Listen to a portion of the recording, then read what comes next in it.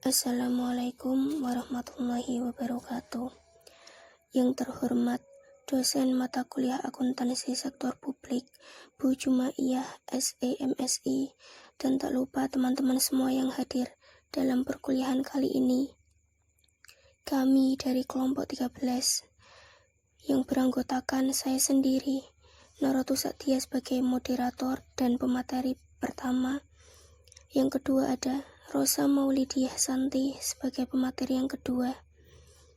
Yang ketiga ada Wanda Amelia Susanto sebagai pemateri yang ketiga. Kelompok kami akan menyampaikan tentang akuntansi persediaan dan investasi. Yang pertama ada pengertian dan karakteristik persediaan. Pengertian dari persediaan adalah yang tersedia untuk dijual dalam kegiatan usaha normal melalui proses produksi dalam perjalanan atau perlengkapan untuk digunakan dalam proses produksi atau pemberian jasa.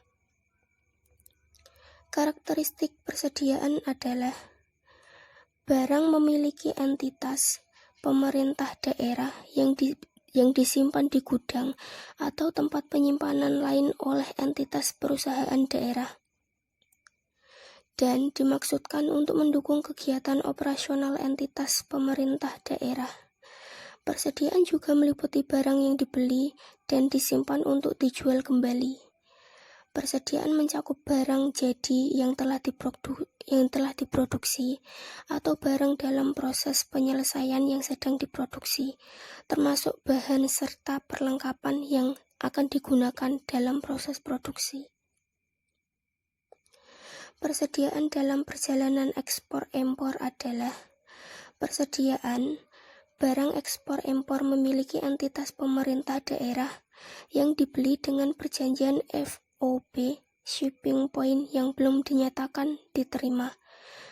Termasuk dalam kelompok persediaan ini adalah yang pertama, persediaan barang, yang kedua, persediaan barang habis pakai, yang ketiga ada persediaan suku cadang. PSAP nomor 5 Peraturan Pemerintah nomor 71 tahun 2010 menyatakan bahwa persediaan adalah aset lancar dalam bentuk barang atau perlengkapan yang dimaksudkan untuk mendukung kegiatan operasional pemerintah dan barang-barang yang dimaksudkan untuk dijual atau diserahkan dalam rangka pelayanan kepada masyarakat. Selanjutnya ada tujuan dan kebijakan akuntansi persediaan. Secara umum, prosedur persediaan ini bertujuan untuk memberikan prosedur yang baku dan aktivitas yang berkaitan dengan perolehan informasi mengenai persediaan, memberikan informasi mengenai alur persediaan yang ada sehingga pemerintah daerah dapat memperhitungkan tingkat pengendalian yang diperlakukan untuk akun persediaan. Pengendalian persediaan sehingga persediaan dapat diperhitungkan secara ekonomis keberadaannya. Kebijakan akuntansi persediaan. Yang pertama, persediaan dicatat pada akhir periode akuntansi yang dihitung berdasarkan hasil inventarisasi fisik persediaan. Persediaan dinilai di neraca pada pembelian terakhir apabila diperoleh dengan pembelian, harga standar bila diperoleh dengan memproduksi sendiri, harga atau nilai wajar atau entitas nilai penjualannya apabila diperoleh dengan cara seperti donasi.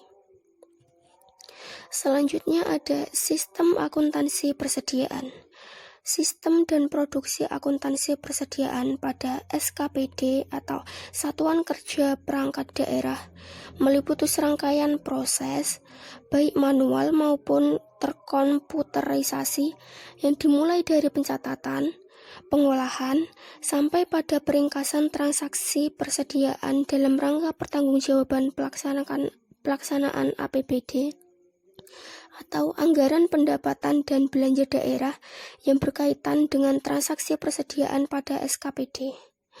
Yang kedua, persediaan bahan baku dan perlengkapan yang dimiliki proyek swakelola dan dibebankan ke suatu pemikiran aktiva untuk bangunan dalam pengerjaan tidak dimasukkan sebagai persediaan dalam kelompok aktiva lancar. Yang ketiga, fungsi yang terkait. Yang keempat, dokumen yang digunakan. Materi selanjutnya akan disampaikan oleh Rosa Maulidia Santi sebagai pemateri yang kedua. Materi selanjutnya adalah pengertian investasi. Investasi adalah penggunaan aktiva untuk memperoleh manfaat ekonomis seperti bunga, dividen, royalti, dan manfaat sosial, dan atau manfaat lainnya sehingga dapat meningkatkan kemampuan pemerintah dalam rangka pelayanan kepada masyarakat. Menurut tujuannya, investasi dapat dibedakan ke dalam dua kelompok, yaitu yang pertama investasi jangka panjang, kemudian yang kedua yaitu investasi jangka pendek. Tujuan sistem akuntansi investasi. Secara umum, prosedur dan sistem akuntansi investasi bertujuan A. Memberikan prosedur baku atas aktivitas yang berkaitan dengan perolehan informasi mengenai investasi, mulai dari pengakuan sampai pada proses penyelesaiannya, menghasilkan catatan mengenai investasi yang handal dan dapat dipercaya, sehingga nilai investasi yang dilakukan oleh Pemda dapat senantiasa dimonitor dan dikaji ulang. Kemudian kebijakan akuntansi investasi. Investasi jangka panjang terdiri atas yang pertama, penyertaan modal pemerintah pada badan usaha milik daerah (BUMD), lembaga keuangan daerah, badan internasional, dan badan usaha lainnya yang bukan milik daerah. Kemudian yang kedua yaitu pinjaman jangka panjang dalam bentuk obligasi kepada BUMD, lembaga keuangan daerah, pemerintah daerah otonom atau sebaliknya, dan pihak lainnya yang terus dipinjamkan. Kemudian yang ketiga yaitu investasi jangka panjang lainnya yang dimiliki untuk menghasilkan pendapatan. Investasi jangka panjang dicatat pada saat dana tersebut diinvestasikan. Investasi jangka panjang dicatat berdasarkan harga perolehan, termasuk biaya tambahan lainnya yang terjadi untuk memperoleh kepemilikan yang sah atas investasi tersebut. Harga perolehan investasi dalam valuta asing harus dinyatakan dalam mata uang rupiah dengan menggunakan nilai tukar kurs tengah BI yang berlaku pada tanggal transaksi. Kemudian sistem akuntansi investasi. Sistem dan prosedur akuntansi investasi pada SKPD meliputi serangkaian proses, baik manual maupun terkomputerisasi yang dimulai dari pencatatan, penggolongan sampai pada peringkasan transaksi dalam rangka pertanggungjawaban pelaksanaan APBD yang berkaitan dengan transaksi investasi pada SKPD. Dokumen yang digunakan pada sistem dan prosedur akuntansi investasi pada SKPD terdiri atas 1. Bukti memorial yang merupakan dasar pencatatan ke dalam jurnal. Yang kedua, jurnal yang merupakan catatan yang diselenggarakan oleh fungsi akuntansi untuk mencatat semua transaksi penerimaan kas, pengeluaran kas, dan transaksi non-kas. Buku besar investasi yang merupakan ringkasan catatan posting yang diselenggarakan oleh fungsi akuntansi untuk menggolongkan transaksi investasi. Yang keempat, buku besar pembantu investasi yang merupakan ringkasan catatan yang diselenggarakan fungsi akuntansi untuk menggolongkan transaksi-transaksi investasi menurut rincian yang dianggap. Menurut Jurnal Akuntansi dari Universitas Indonesia mengatakan bahwasannya investasi suatu perusahaan dikatakan telah efisien jika tidak terjadi underinvestment maupun overinvestment.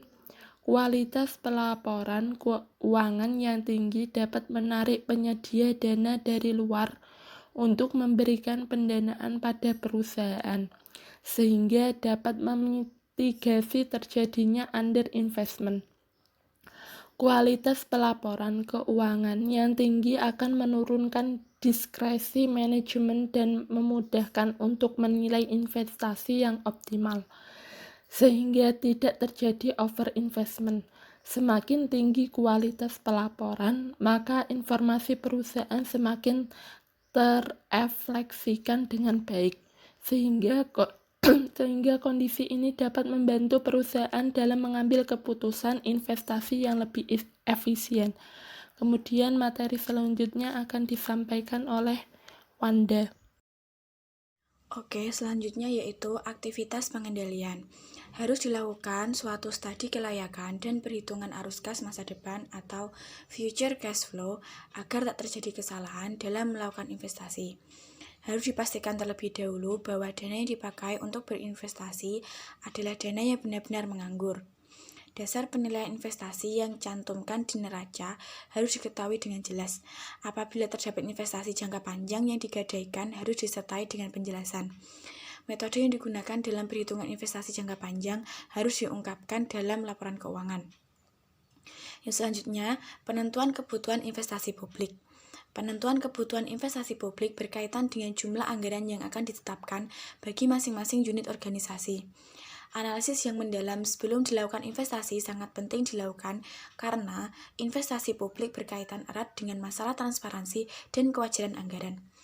Penentuan kebutuhan investasi publik terkait dengan dua kegiatan, yaitu peningkatan kuantitas investasi dan peningkatan kualitas investasi. Ada beberapa cara dalam menggolongkan usul-usul investasi. Salah satu penggolongannya adalah investasi penggantian, investasi penambahan kapasitas, dan investasi baru. Pengeluaran investasi untuk pengganti barang modal mengikuti pola umur manfaat barang modal. Bila umur ekonomi barang modal telah habis, maka perlu pembelian barang modal baru untuk menggantinya.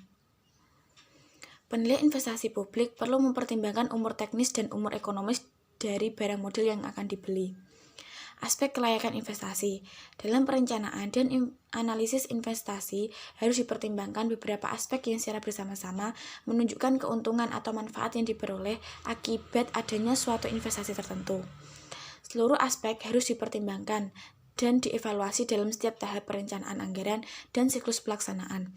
Karena aspek-aspek tersebut satu sama lain saling berhubungan dan saling mempengaruhi. Adapun aspek-aspeknya antara lain yaitu aspek teknis, aspek sosial budaya, aspek ekonomi dan finansial, serta aspek distribusi. Yang terakhir, faktor-faktor yang mempengaruhi investasi. Faktor-faktor yang harus dipertimbangkan dalam analisis investasi publik adalah tingkat diskonto yang digunakan, tingkat inflasi, resiko dan ketidakpastian, serta capital rationing. Oke, materi sudah disampaikan semua. Jika ada pertanyaan, mohon ditanyakan dan dilanjutkan di WA Group. Terima kasih. Sekian presentasi dari kelompok kami. Jika ada salah kata, mohon dimaafkan. Wassalamualaikum warahmatullahi wabarakatuh.